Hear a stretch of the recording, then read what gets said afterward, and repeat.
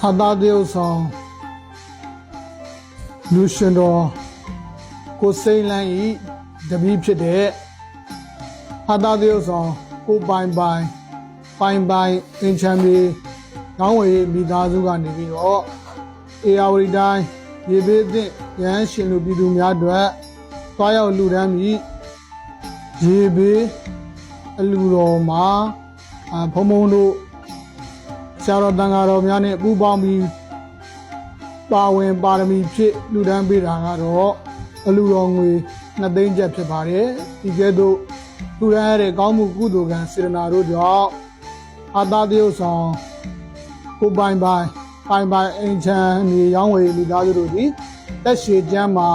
ရေးရန်ကွာ၍ကောင်းကျိုးလူရဆန္ဒများပြည့်ဝကြပါစေ